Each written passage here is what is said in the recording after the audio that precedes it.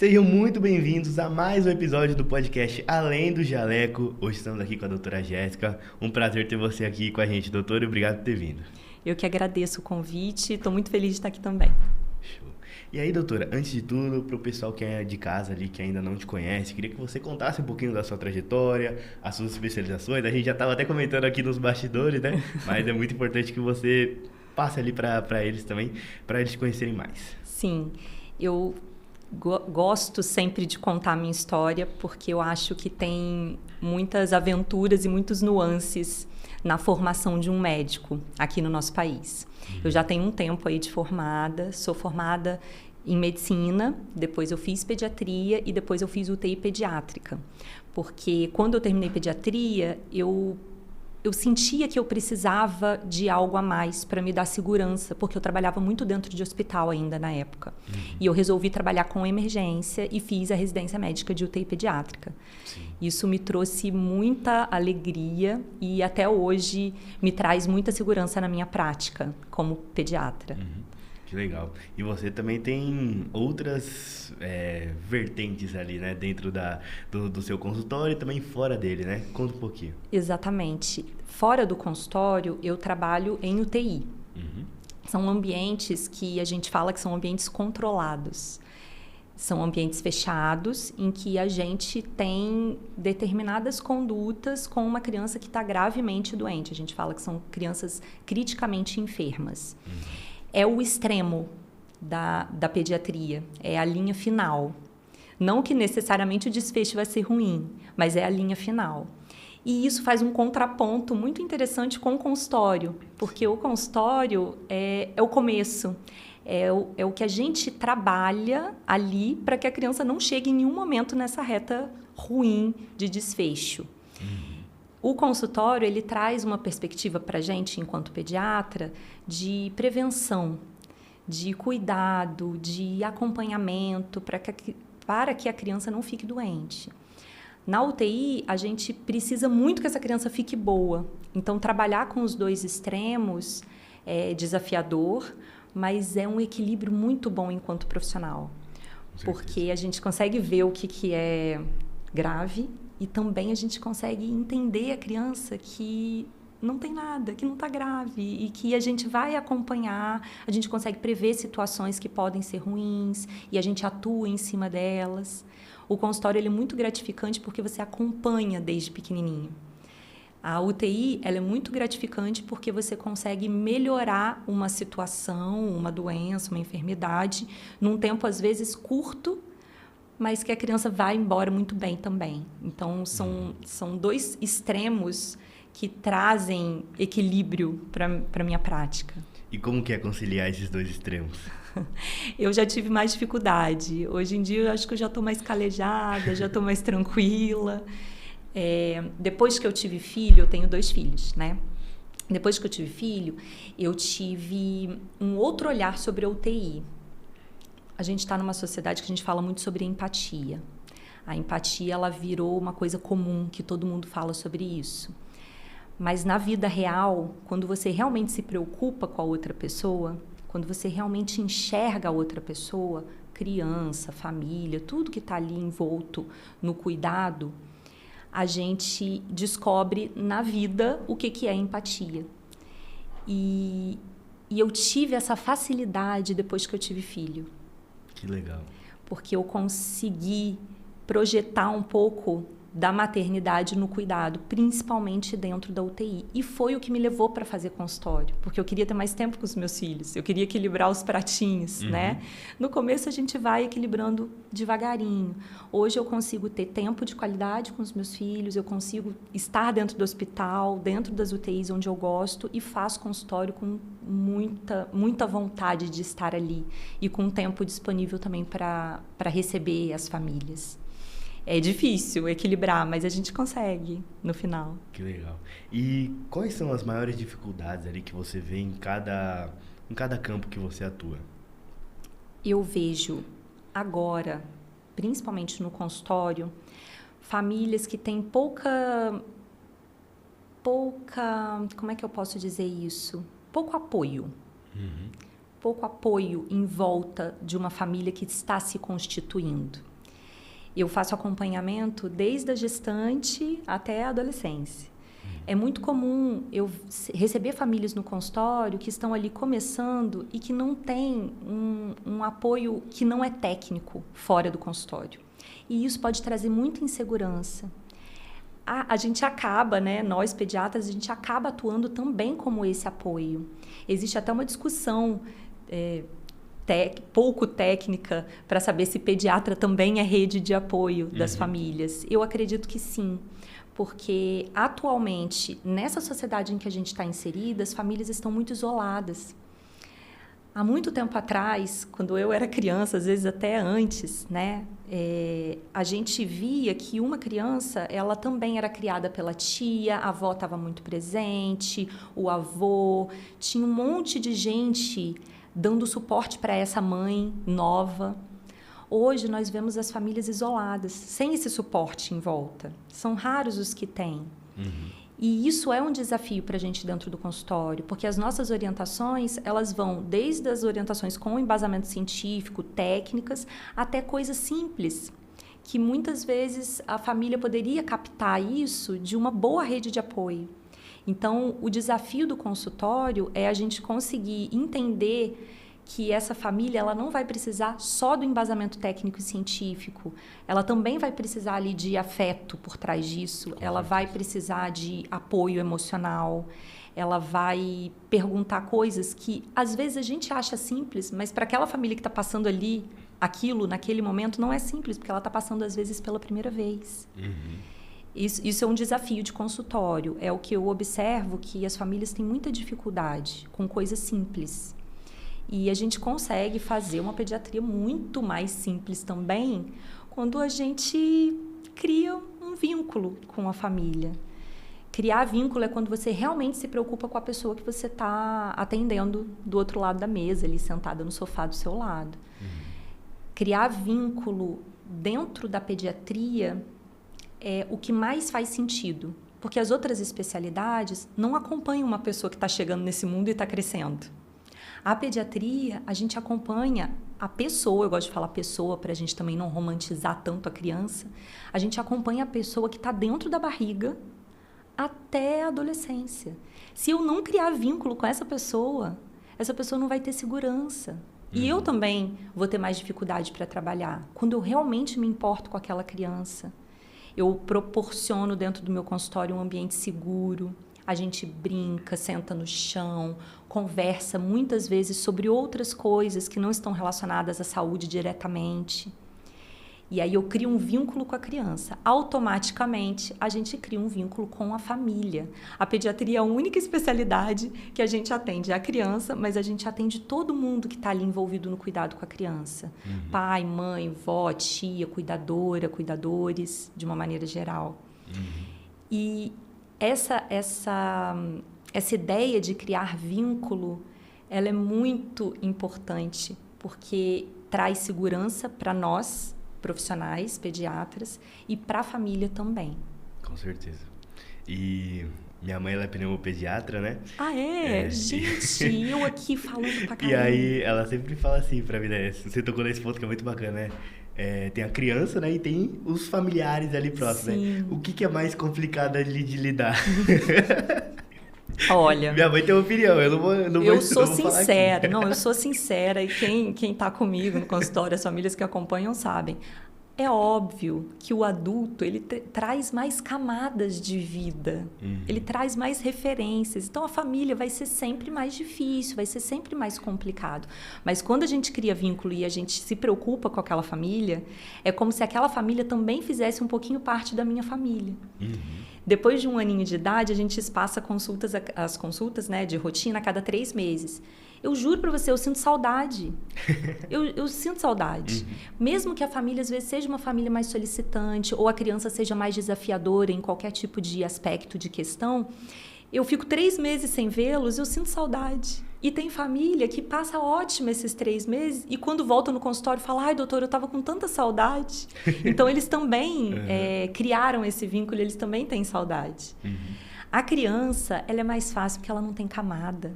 Ela ainda não se moldou. Não tem um filtro, né? Não tem filtro. A gente consegue vivenciar tudo de uma forma muito mais leve. Depois, quando chega na adolescência, já é uma outra história. Mas quando é criança pequenininha, começa a entender o mundo, é bom demais, é muito bom. Eu sou muito apaixonada pelo que eu faço. Dá pra perceber, doutora. Isso eu te garanto. E muito legal. E eu queria também que você desse algumas dicas ali pros papais e mamães de primeira viagem ali que estão assistindo ali. O que você acha que é incondicional ali, eles precisam saber pra se tornarem ali bons pais ali e garantir o desenvolvimento da criança. É muito legal a gente falar que dica e conselho é opinião profissional, né? É a minha opinião. Recomendação é quando a gente tem um embasamento científico. No consultório, a gente equilibra isso, porque se eu não tiver um embasamento científico, eu não vou ter segurança para cuidar dessa família, muito menos dessa criança. Se eu também não tiver uma linha de conselhos, orientações, guia, eu não consigo estabelecer vínculo. Então, a gente equilibra isso para que a gente possa oferecer um tratamento humano dentro de um cuidado de saúde que muitas vezes não é humano. E a pediatria é o primeiro degrau ali da medicina que a gente tem que humanizar. Porque quando a gente humaniza uma família e cuida dessa criança com um olhar real, de vida real ali, sem trazer muita bagagem técnica, científica, o ego do médico, o jalecão, a gente consegue fazer com que essa criança crie uma cultura a longo prazo. Então, conselho, que seria a minha opinião, eu sempre penso assim, relaxem. Famílias, para qual câmera que eu olho ali? Famílias que estão começando agora, mães, pais que estão grávidos ou que têm bebezinho pequeno. Relaxa o coração de vocês. Sigam as orientações da pediatra, do pediatra que está acompanhando, mas relaxem, aproveitem cada momento. A maioria das coisas que acontece agora, nesse comecinho de vida, são normais da criança. O que não é normal, o pediatra vai conseguir guiar e identificar. Então, acho que o mais importante é dar uma relaxada, sabe? É curtir, porque tudo passa muito rápido. E quando a gente se prepara antes, aí é interessante também, né? Quem está tendo bebê pela primeira vez, gestantes, fazer alguns cursos para se capacitar muito tecnicamente, né? Entender um pouquinho sobre a amamentação, os processos fisiológicos, as dificuldades que podem surgir, entender sobre parto, os primeiros cuidados do neném, cursos sobre desenvolvimento, sobre crescimento, isso tudo é interessante. Existem cursos sobre para gestante de uma maneira geral, que aborda tudo isso. Os primeiros dias de vida do neném, eles são os mais desafiadores. E um outro tipo de curso que também é muito interessante as famílias procurarem são as emergências. A gente se sente, depois de um tempo, um pouco mais seguro com o neném.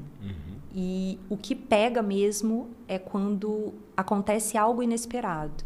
E como essa família vai conseguir se comportar num momento de uma emergência, de alguma coisa inesperada que pode acontecer ali. Um engasgo, por exemplo. O meu neném engasgou. O que eu faço? Eu vou ficar correndo pela casa, batendo cabeça, levantando, sacudindo a criança. Eu tenho que ter, mais ou menos, mentalmente, um roteiro. E eu brinco que a gente bota uma pedra no coração. A gente bota uma pedra no coração e a gente segue um roteiro técnico para a gente tirar a criança daquele momento de emergência. Depois que passou e que a gente consegue resolver o problema, a gente tira a pedra do coração, a gente chora, a gente relaxa, porque já está tudo bem. Mas é muito interessante procurar cursos que capacitem não só os primeiros cuidados do neném, mas principalmente relacionados às emergências, que é o que realmente pode pegar, o que realmente pode acontecer e que a família capacitada ela vai ficar muito mais segura. Com certeza. E você fala bastante ali sobre o acolhimento emocional, né? Criar vínculos ali. O quão importante é, junto com a parte científica ali dentro da sua consulta, de uma maneira geral? Quando a gente cria vínculo, a gente se preocupa com a pessoa que está na nossa frente. A pessoa, no meu caso, é uma criança. que ainda não está capacitada para ficar sozinha nesse mundo. Então, a gente cria esse laço com todo o redor da criança, todos os cuidadores, pais, mães, famílias, todo mundo que envolve essa criança. Quando a gente realmente se preocupa, a gente quer oferecer o melhor que a gente tem. E precisamos entender que temos uma ciência embaixo desse pilar de afeto. Se eu começo a dar muito a minha opinião sobre o que eu acho que a sua criança deve fazer, ter, comer, é a minha opinião. Eu preciso ter alguma coisa que me embase, que me traga segurança e que não seja a minha opinião. E aí a gente tem os estudos científicos. A gente tem os órgãos que regem os estudos e guiam a pediatria aqui no nosso país. Basicamente, a gente tem a Sociedade Brasileira de Pediatria e no mundo a gente tem a OMS, que é a Organização Mundial de Saúde. Esses órgãos, eles ditam como a gente deve lidar com determinadas situações e as recomendações embasadas em estudos científicos de qualidade. A gente usa isso alinhado ao cuidado de consultório. Quando a gente está embasado cientificamente, a gente deixa de escutar ruído que tem em volta. E, infelizmente, hoje nas redes sociais, o que a gente mais escuta é ruído. É uma recomendação de um alimento X que vai melhorar a imunidade do seu filho. Um suplemento Y que vai fazer o seu filho dormir melhor. Mas se eu não estou embasada cientificamente, eu escuto mais o ruído do que a minha raiz, a minha base. Então, eu preciso ter uma referência. Eu preciso ter uma referência de peso para eu dizer e julgar como profissional, não como família, que aquela informação é um ruído e que não tem relevância acadêmica e nem científica para eu seguir dentro do consultório. Se o profissional, o pediatra, não trabalha dentro dessa linha, ele está sujeito a ruídos. E isso afeta a saúde da criança que ele está tratando. Com certeza. E pensando também, doutora, na parte dos hábitos, né, que os pais devem ter, consequentemente as crianças acabam olhando e repetindo, né, os hábitos dos pais, o que você julga ali que é necessário ali eles passarem para as crianças e também fazerem, né? Eu sempre faço curso de gestantes em alguns lugares aqui em São José. E aí, no curso de gestantes, a gente fala muito sobre os primeiros 1000 dias da criança. Não sei se você já ouviu falar. Quais são esses primeiros 1000 dias? Vai desde a concepção na barriga até 2 aninhos de idade. Esses primeiros 1000 dias é o período que a criança está fazendo conexão entre um neurônio e outro. Então, ela está fazendo conexão neuronal para ela aprender a vida. Esse período é importante por quê? Porque é nesse momento que a gente vai imprimir na criança o que a gente quer que ela carregue a vida inteira. E aí, essas impressões vão de acordo com a minha vida, com o ambiente que eu, pai e mãe, estou inserido. Sempre falo para as famílias, vocês vão ter um bebê agora, pensem como vocês estão vivendo. Como que é a casa de vocês? Vocês têm animal de estimação? Vocês não têm animal de estimação? Vocês gostam de sair? Vocês não gostam de sair? Vocês viajam muito? Vocês têm interação social? Como vocês se divertem? Vocês usam muita tela, pouca tela? Vocês vão no teatro, no cinema? Como são os hábitos alimentares? Você está com a sua vacina em dia? Então, olhem para vocês enquanto família antes de receber a criança. E se não deu tempo de fazer isso antes, observem isso, principalmente nesses primeiros 1000 dias de vida. Porque é nesse período que vocês vão imprimir o exemplo que vocês querem que ela leve. Nós somos espelho, desde pequenininho. A gente começa a ver isso mais ou menos aí com uns 4, 5 meses de vida. Que a criança olha pra gente e repete o que a gente está fazendo. Você faz um bababá, lá, lá, lá, faz um barulho com a boca, faz aquele carrinho que é... né? Aí a criança vai e repete. Você fala, opa, eu sou um espelho. Só que ela vai continuar sendo espelho, você vai continuar sendo espelho, ela vai continuar repetindo as suas ações a vida inteira. Então, é interessante a gente olhar pra gente. Poxa, eu só como tranqueira. Cara, eu peço iFood todo fim de semana. E aí, quando meu filho chega, eu vou comer o meu iFood escondido, opa, a gente vai ter que, né, entender como que é essa família. Comer um chocolate ou outro escondido, a criança ainda não come, né? Equilibrar ali um dia que você está mais cansado, ou então que você vai sair, você vai num lugar diferente, ok. Mas o dia a dia dessa família tem que estar preparado para receber a criança. E a criança tem que se adaptar ao ambiente familiar. Com certeza. Não é o ambiente familiar que tem que se adaptar à criança. A criança tem que entender como que é a rotina da minha casa, como que minha mãe funciona, como que meu pai funciona. Aí meu pai, quando levanta a sobrancelha desse jeito, ele está muito bravo. A minha mãe fala que não é para falar palavrão, mas de vez em quando ela fala palavrão, mas eu sei que é errado. A criança, ela vai se adaptando àquele meio. E é muito importante a criança se adaptar à casa e não a casa mudar completamente e se adaptar totalmente à criança. Porque aí os pais ficam vivendo a vida da criança e não a vida deles. É muito importante a gente ter a nossa vida para a gente oferecer esse exemplo. Porque aí a criança vai saber como lidar. E aí eu puxo um outro gancho, falo pra caramba, né, Leonardo? Não, puxo um outro gancho para a gente falar sobre a presença dos pais. O pai, a mãe, duas mães, dois pais, cuidadores, avós, eles têm que estar presentes ali no cuidado da criança. E é outro desafio de consultório. Eu recebo famílias que os pais precisam trabalhar o dia inteiro. E o tempo que eles têm com a criança está no videogame, a criança está no celular, a criança está solta. Ela não tem uma referência daquele momento de brincadeira, daquele momento que senta todo mundo na mesa para bater papo, para conversar, para comer, para jogar um jogo. Porque está todo mundo muito inserido nas telas e quando a gente usa tela é como se a gente fosse tirado daquele ambiente. Então, a pessoa não está presente. Para a gente ter assim, um acolhimento dos nossos filhos, das nossas crianças, a gente precisa estar presente. E não são 5, 10 minutos. A gente tem que estar o tempo inteiro ali na lida, presente, regular as nossas atitudes, as nossas ações, para que a criança tenha aí referência para crescer bem. Com certeza. E, doutora, quais são os sinais mais comuns que os pais deixam passar, negligenciam, mas eles devem saber ali para procurar uma profissional, procurar uma pediatra ou até mesmo ali ir para o hospital?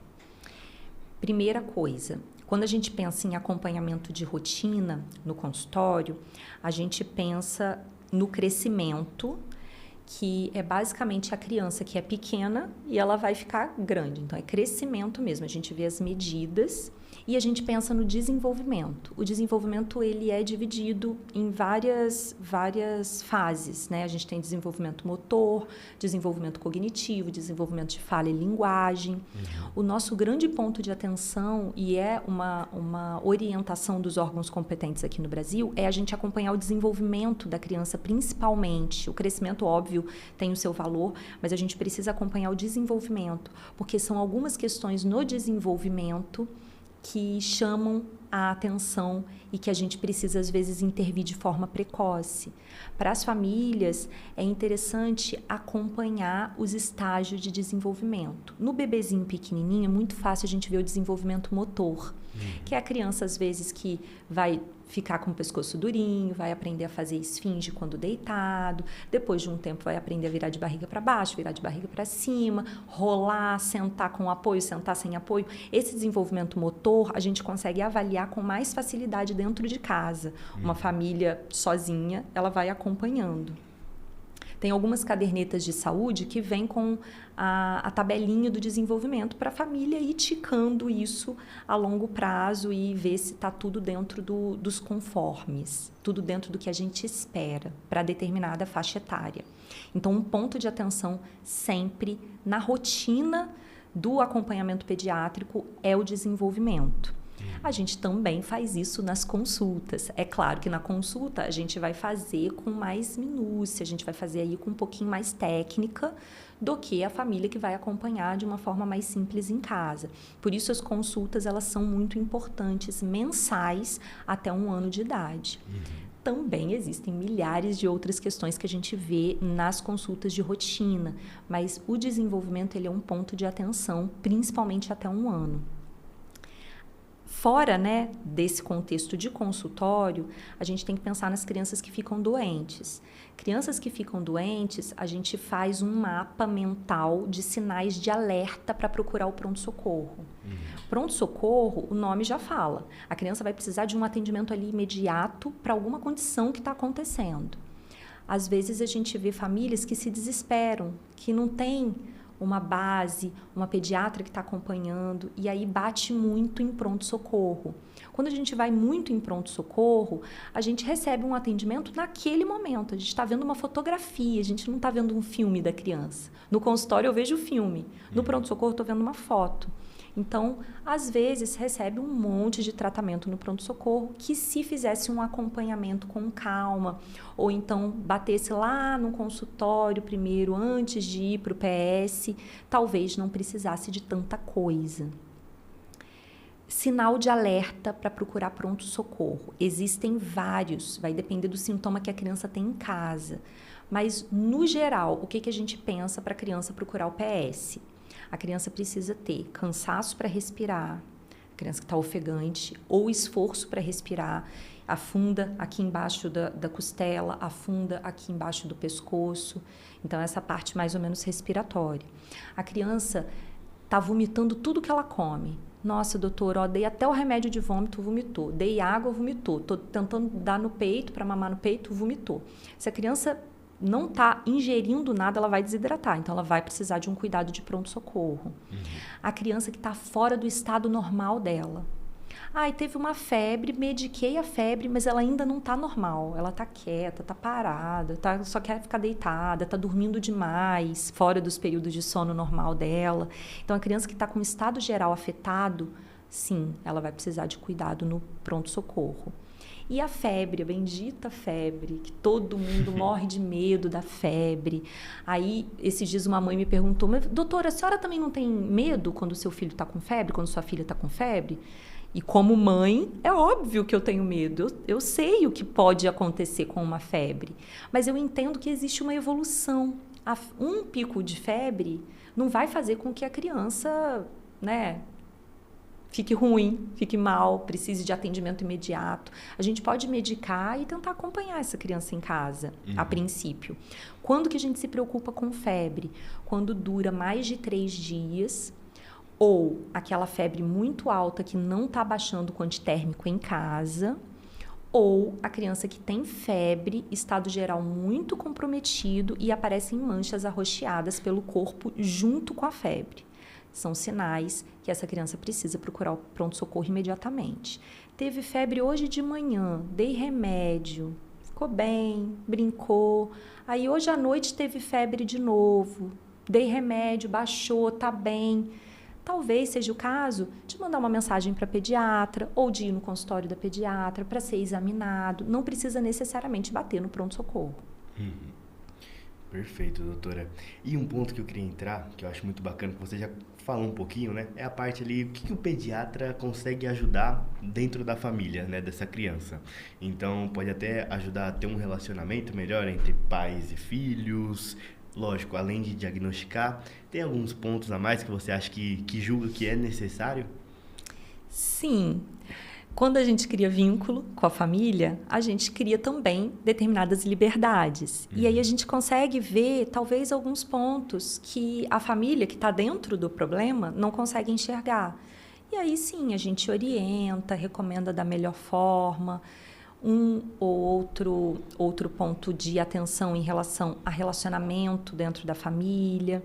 Um ou outro ponto de atenção que a gente vê que a criança está precisando de algum cuidado, mas o pai e a mãe ainda não perceberam. Veja bem, ainda, porque às vezes a gente percebe, mas a gente demora mais tempo. A pediatra que está ali sempre entendendo a rotina, observando com calma, isso eu falo principalmente para crianças maiores, a gente consegue prever determinadas questões na criança. Poxa, essa criança está tão ansiosa, por que será que ela está ansiosa? A mãe não viu ainda, mas a gente que está no consultório, só de escutar a história, já entende, já percebe, fala, acho que ela está ansiosa por isso, mas a família ainda não viu. E aí a gente faz uma orientação, aborda da melhor forma. A gente consegue, sim, prever situações comportamentais e prever situações também de risco de saúde.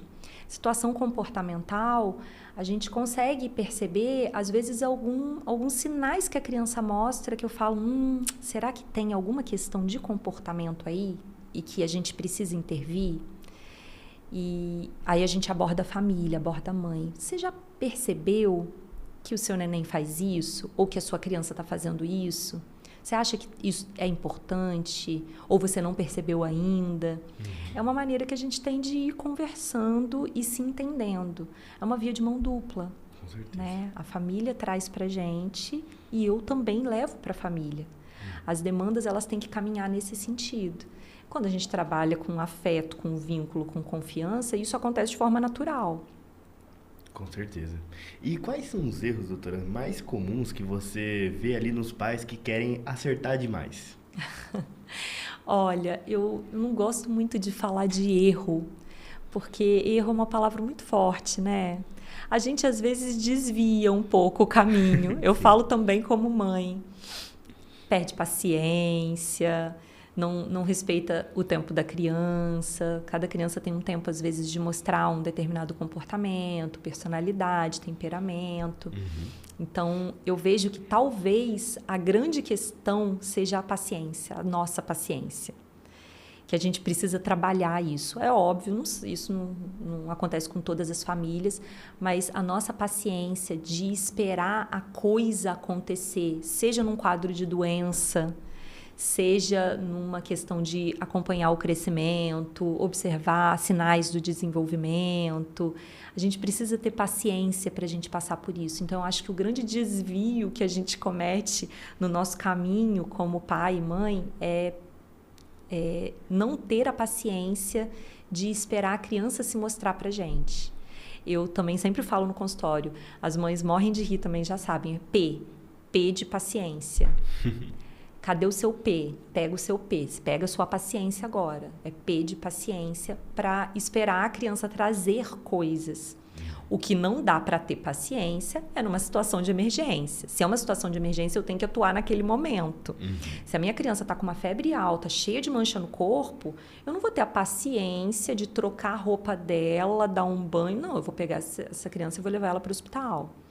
Mas se a minha filha ela quer vestir o sapato sozinha, mas a gente vai perder o horário da fono que eu marquei há 2 semanas atrás, porque ela quer vestir o sapato sozinha, eu preciso ter paciência. Talvez seja mais interessante eu mandar uma mensagem para a fono e falar, olha, eu vou me atrasar.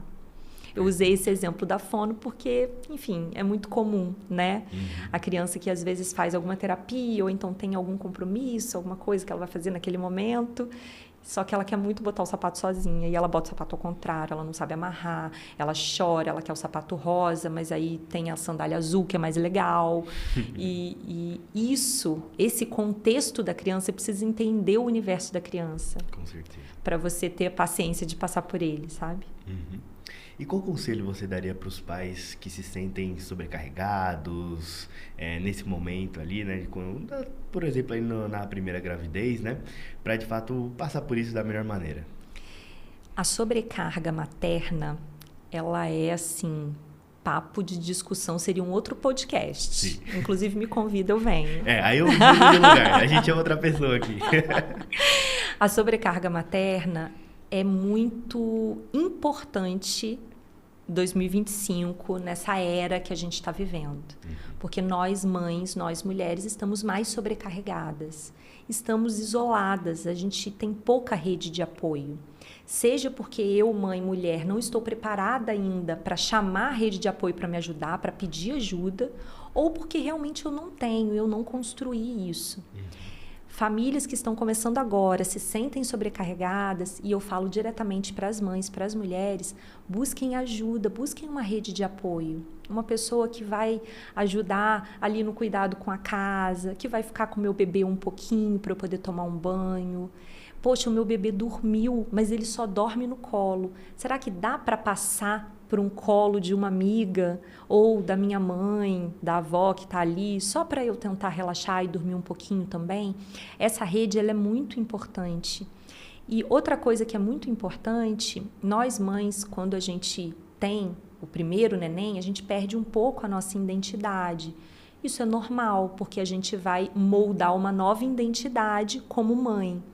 Esse resgate dessa identidade, essa moldura nova que a gente vai fazer com que a gente tenha mais segurança e a gente tenha menos sobrepeso. Só que esse caminho, ele é um caminho longo. Ele não é um caminho rápido que eu vou fazer aí com meu bebê com 2, 3 meses de vida, já tô ótima.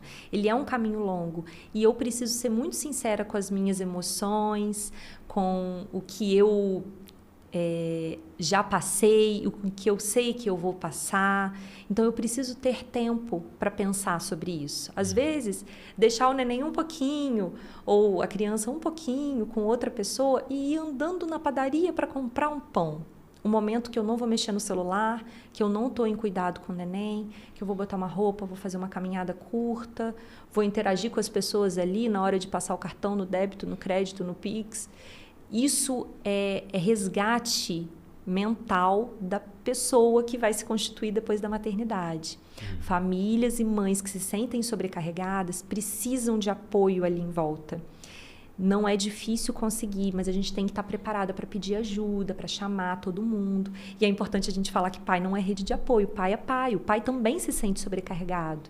E aí, quando a gente divide o cuidado do pai e da mãe com aquela criança, é lindo, porque os dois conseguem ter momentos de respiro. Quando fica tudo nas costas de uma pessoa só, essa pessoa ela vai se sentir mais sobrecarregada, ela vai se sentir mais tensa, nervosa, impaciente para o cuidado com a criança. Perfeito. Doutora, deu para perceber que você adora a sua profissão. Daria pra gente ficar aqui acho que mais 2, 3 horas, né? Mas para quem chegou até aqui e quer conhecer mais sobre o seu trabalho, né? Quais são suas redes sociais, onde é seu consultório? Agora é o momento ali para o pessoal se conectar com você. Sim, eu tenho o meu Instagram, trabalho muito por lá, faço um trabalho muito de acolhimento, então respondo as mensagens, os comentários, faço vídeos direcionados, o pessoal sempre me pede sugestão, eu faço. Eu estou muito presente ali. Faço o Instagram, tem que falar o nome. Tem.